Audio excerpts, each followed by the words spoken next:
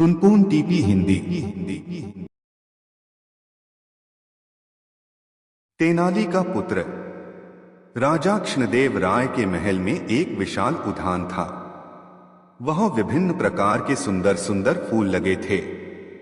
एक बार एक विदेशी ने उन्हें एक पौधा उपहार में दिया जिस पर गुलाब उगते थे।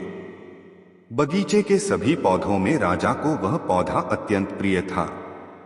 एक दिन राजा ने देखा कि पौधे पर गुलाब की संख्या कम हो रही है।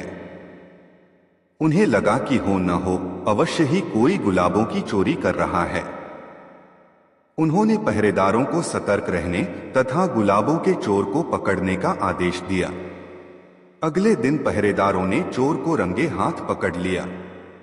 वह और कोई नहीं, तेनाली का पुत्र था। उस समय के नियमानुसार किसी भी चोर को जब पकड़ा जाता था तो उसे विजयनगर की सड़कों पर घुमाया जाता था। अन्य लोगों की तरह तेनाली राम ने भी सुना कि उसके पुत्र को गुलाब चुराते हुए पकड़ा गया है।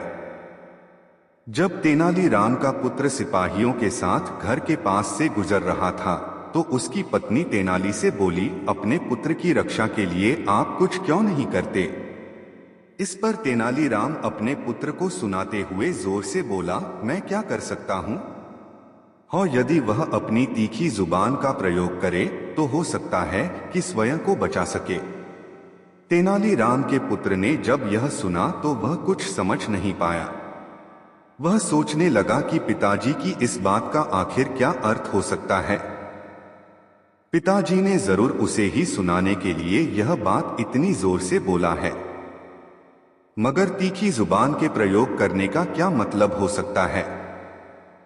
यदि वह इसका अर्थ समझ जाए तो वह बच सकता है। कुछ क्षण पश्चात उसे समझ में आ गया कि पिता के कहने का क्या अर्थ है।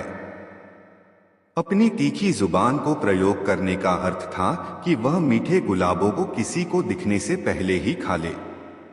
अब क्या था, वह धीरे धीरे गुलाब के फूलों को खाने लगा। इस प्रकार महल में पहुंचने से पहले ही वह सारे गुलाब खा गया और सिपाहियों ने उस पर कोई ध्यान भी नहीं दिया। दरबार में पहुंचकर सिपाहियों ने तेनालीराम के पुत्र को राजा के सामने प्रस्तुत किया और कहा, महाराज, इस लड़के को हमने गुलाब चुराते हुए रंगे हाथों पकड़ा। अरे, इतना छोटा बालक और चोर? राजा ने आश्चर्य से पूछा।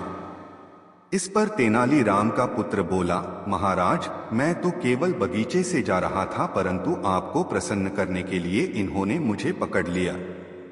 मुझे लगता है कि वास्तव में ये स्वयं ही गुलाब चुराते होंगे।